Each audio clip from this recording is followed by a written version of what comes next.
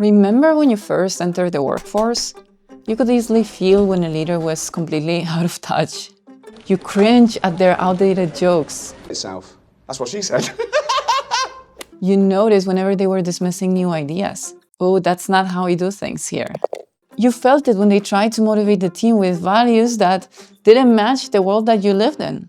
If a partner needs their dry cleaning, treat it like a clerkship for Justice Kennedy. Any questions? Back then, it was obvious. It was old school, archaic, completely disconnected. But here's the part that nobody tells you. If we don't update ourselves, if we keep leading with the same mindsets that we inherited, we slowly become the very leaders we used to roll our eyes at. Look around your office. Some teams thrive. They are laughing, they are having a nice time, they ask about each other's lives, they even bring each other snacks. Others, not so much. Stiff, stressed, glued at their screen like they're paying a subscription for it. You mention an offside to them, and it's like you just announced a death sentence. Did the other leader just recruit more enthusiastic humans? Or did the other team just get abducted by aliens? The answer is simple. You're watching the effect of authentic leadership.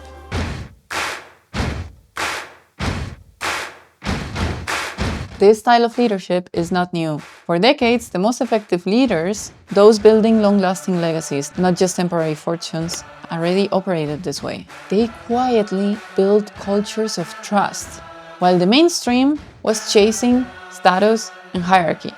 The difference today, the quiet outlier is now the industry standard. Why? Because the modern workforce, Gen Z, can spot a fake from a mile away. They don't care about the corner office or a fancy car. They don't want a Rolex. They care about integrity, well-being, and psychological safety. They are one of the most socially aware generations. Leaders are no longer measured by portfolio size. They are measured by strength of character.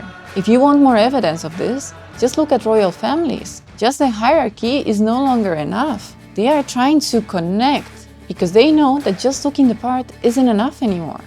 If you're ready to stop pushing uphill and lead with genuine impact, in the next few minutes I'm going to show you the foundation that you need to do exactly that.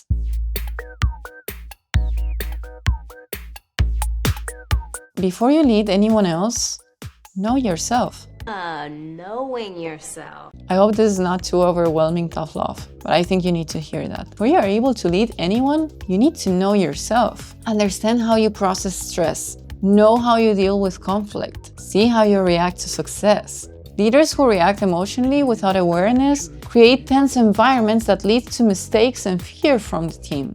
Imagine a project falling behind schedule. The instinct many leaders have is to blame the team. An authentic leader pauses, checks their own emotions, and responds calmly. They create stability instead of driving chaos. An actionable tip here: start a daily journal. Write what happened, how you reacted, and what triggered it. Reflection builds control and clarity. If you don't know how to do this yourself, therapists can help a lot with this. A therapist?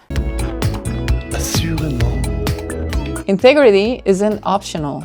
The authentic leader protects their values even when shortcuts seem extremely tempting.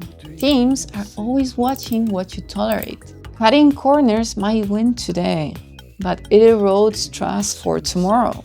Actionable tip here: list your 3 non-negotiable values. Use them as a guide whenever you have a tough decision to make. You can also evaluate what you did in the past when it comes to decisions and whether they were aligned with those values.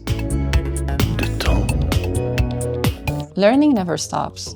A leader who stops growing eventually becomes a bottleneck for the rest of the team. The authentic leader reads or listens to audiobooks. They listen, they experiment, and they improve continuously. They show the rest of the team that growth is essential. Picture a leader attending a new technology workshop and then bringing those learnings back into the team. They set the bar without dictating it. Actionable tip: book 1 hour per week or half an hour per week if you're a busy person for non-work related development. Read, take a course, listen to a podcast, whatever you want. Do that.